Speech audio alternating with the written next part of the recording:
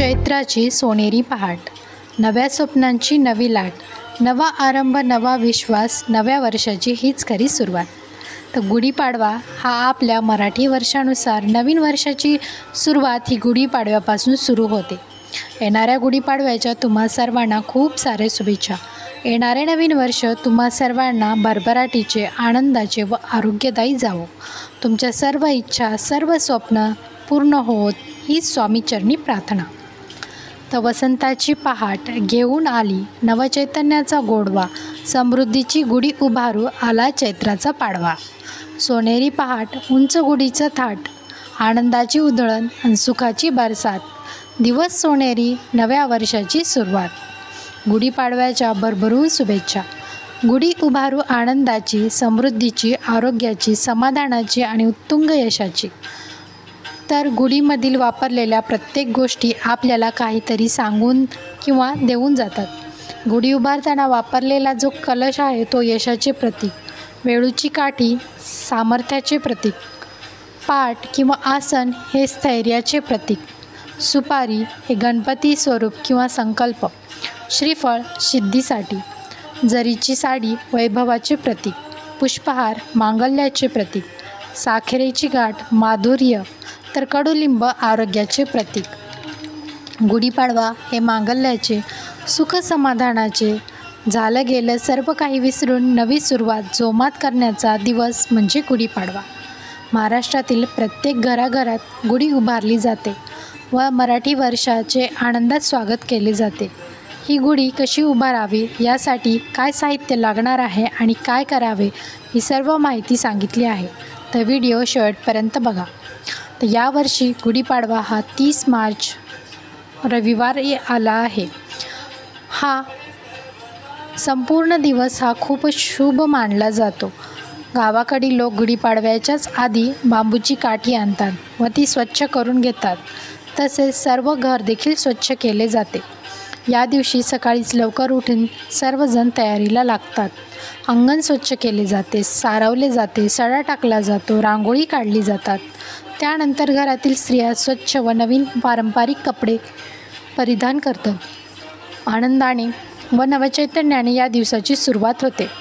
चैत्रशुद्ध प्रतिपदेला सकाळी लवकर उठून अंगण स्वच्छ करून सडा रांगोळी करावी. सुगंधित उटणे लावून स्वच्छ स्नान करावे. त्यानंतर घरातील मुख्य दरवाजा स्वच्छ करून त्यावर हळदीचे लेपन करावे. दारावर कुंकवाने स्वास्तिक काढावे. त्याचबरोबर या दिवशी दाराला नवीन तोरण देखील लावले जाते. देवघर व देव स्वच्छ करून देवपूजा करावी. त्यानंतर सूर्याला अर्घ्य अर्पण करावे. दाराला तोरण लावावे.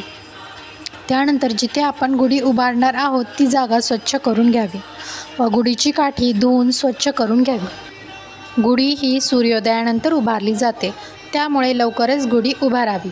यासाठी आपल्याला लागणारे साहित्य, तर प्रथम आपल्याला कलश घ्यावा, त्यावर कुंकवाने स्वस्तिक काढून घ्यावे. त्याचबरोबर जी काठी आहे तिला पण स्वच्छ धुवून पुसून घ्यावे व तिलाही हळद कुंकू लावून घ्यावे, चंदन लावावे. स्वच्छ चांगली नवी जरीची किंवा काठपदर असलेली साडी, ब्लाऊज पीस घ्यावे. एक नारळ, फुलांचा हार, साखरेची गाठी, कडुलिंबाचा फाटा, त्याचबरोबर आंब्याची डाळी असेल तर तेही घ्यावे. त्यानंतर तेलाचा किंवा तुपाचा दिवा, धूप, साखर आणि डाळ, कडुलिंब, गूळ घालून केलेला प्रसाद, विड्याची पाने, छोट्या कलशात पाणी घ्यावे. तर हे सर्व साहित्य लागणार आहे. तो गुढीपाडव्याला घराला नवीन तोरण लावले जाते. त्यानंतर गुढी उभारणार आहात ती जागा देखील स्वच्छ करून घ्यावी, पुसून घ्यावी. एक पाटा घेऊन त्याभोवती रांगोळी काढून घ्यावी. पाटावर स्वच्छ चांगले कापड अंथरून घ्यावे. प्रथम दिव्याची पूजा करून दिवा प्रज्वलित करून घ्यावा. त्यानंतर 2 विड्यांच्या पानावर थोड्या अक्षता ठेवून त्यावर हळद कुंकू वाहून आपल्याला सुपारी की गणपती स्वरूप सुपारीची किंवा गणपतीची मूर्ती असेल तर गणपतीच्या मूर्तीची स्थापना करायची आहे. त्यामुळे ती सुपारी किंवा गणपतीची मूर्ती स्वच्छ पाण्याने धुवून घ्यावी, पुसून घ्यावी आणि त्यावर स्थापित करावी. त्याला देखील हळद कुंकू, अक्षदा, फुलं अर्पण करावी. धूपदीप दाखवावा. त्यानंतर अक्षदाने एक स्वास्तिक किंवा कुंकवाने एक स्वास्तिक आपल्याला पाटावरती काढून घ्यावा. त्यावर आपल्याला हळद कुंकू वाहून घ्यायचा आहे आणि त्यावर आपल्याला गुढीची काठी उभारायची आहे। त्या काठीला देखील हळद कुंकू चंदन लावून घ्यावे व त्या काठीला आपण साडी नेसवायची आहे, ती गच्च बांधून घ्यावी। त्याचबरोबर कडुलिंबाचा फाटा, फुलांचा हार, आंब्याचा डाळा, साखरेची गाठी हे सर्व देखील त्यासोबत बांधावी व त्यावर कलश ठेवावा व ती आपण जिथे स्वास्तिक काढलं आहे त्या पाटावर उभारायची आहे। त्यावर आपल्याला हळद कुंकू अक्षदा फुले वाहून घ्यायची आहेत। गुढीला आपल्याला धूप दीप दाखवायचा आहे व ओम ब्रह्मध्वजाय नमः या मंत्राचा जाप करावा। यानंतर जो आपण डाळीचा कडुलिंब घालून केलेला प्रसाद आहे तो दाखवायचा आहे। त्याचबरोबर जे काही आपण गोड करणार असो किंवा पुरणपोळीचा नैवेद्य आपल्याला गुढीला दाखवायचा आहे। त्यानंतर जो डाळीचा कडुलिंब घालून आपण जो प्रसाद केलेला होता तो प्रसाद घरातील प्रत्येक व्यक्तीने खायचा आहे। कडुलिंबाचा वापर यात केल्याने ते खूप औषधी मानले जाते। याने आपल्या शरीरातील रक्त शुद्ध होते, रोगप्रतिकारक शक्ती वाढते, त्वचेचे पोषण करते, त्यामुळे कडुलिंबाचा यात वापर केला जातो। हवामानातील होणाऱ्या बदलामुळे आपले शरीर आजारी पडण्याचे प्रमाण वाढते, त्यामुळे कडुलिंबाचा वापर यात केला जातो। याने रोगप्रतिकारक शक्ती देखील वाढते। त्यानंतर गुढी आपल्याला सूर्यास्तानंतर म्हणजे संध्याकाळी उतरवायची आहे।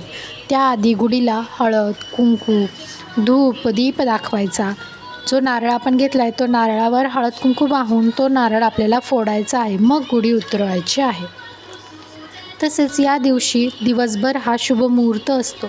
हा मुहूर्त 3.5 मुहूर्तांपैकी एक होय, त्यामुळे या दिवशी आपण जे काही शुभ कार्य करणार आहात याची सुरुवात या दिवशी करू शकता। तसेच नवीन वस्तू, सोने चांदी, घर गाडी इत्यादी लहान मोठ्या वस्तू या दिवशी खरेदी केल्या जातात। तसेच या दिवशी तुम्ही देवघरातील काही वस्तूंची किंवा देवांच्या मूर्तींची घरातील देवांच्या मूर्तींची खरेदी देखील करू शकता। सोने चांदी याच गोष्टी या दिवशी खरेदी कराव्यात असं काही नाही। आपल्याला लहान गोष्टीतून देखील तितकंच समाधान आणि सुख मिळते, त्या गोष्टी देखील तुम्ही या दिवशी खरेदी करू शकता। जसं स्वामींच्या मूर्तीसाठी वस्त्र घेऊ शकता, देवघरातील काही गोष्टी तुम्ही या दिवशी खरेदी करू शकता, कवड्या घेऊ शकता, गोमती चक्र श्रीयंत्र तुम्ही या दिवशी खरेदी करू शकता। देवांच्या मूर्ती देखील या दिवशी तुम्ही खरेदी करू शकता। ग्रंथ पोथी जपमाळ देवांची वस्त्र इत्यादी लहान सहान गोष्टी तुम्ही या दिवशी खरेदी करू शकता। या गोष्टींमुळे देखील व या गोष्टी खरेदी केल्यामुळे देखील आपल्याला तितके सुख शांती व समाधान लाभेल। त्याचबरोबर आपण स्वयंपाकघरातील काही गरजेच्या किंवा लागणाऱ्या काही गोष्टी तुम्ही या दिवशी घेऊ शकता। पाण्याचा माठ किंवा इतरही ज्या काही आवश्यक असणाऱ्या गोष्टी ज्या लहान असो किंवा मोठ्या आपण या दिवशी खरेदी करू शकता। याने देखील आपल्याला तितकेच लाभ किंवा समाधान आपल्याला लाभणार आहे। त्यामुळे केवळ मोठ्या वस्तू किंवा सोने चांदी यांचीच खरेदी करणे गरजेचे आहे असे नाही, तर आपण आवश्यक असणाऱ्या इतरही गोष्टी या सर्व गोष्टींची खरेदी या दिवशी आपण अवश्य करू शकता। तुम्हाला ही माहिती कशी वाटली? माहिती आवडली असेल तर व्हिडिओला लाईक शेअर आणि चॅनलला नवीन असाल तर नक्की सबस्क्राईब करा। श्री स्वामी समर्थ।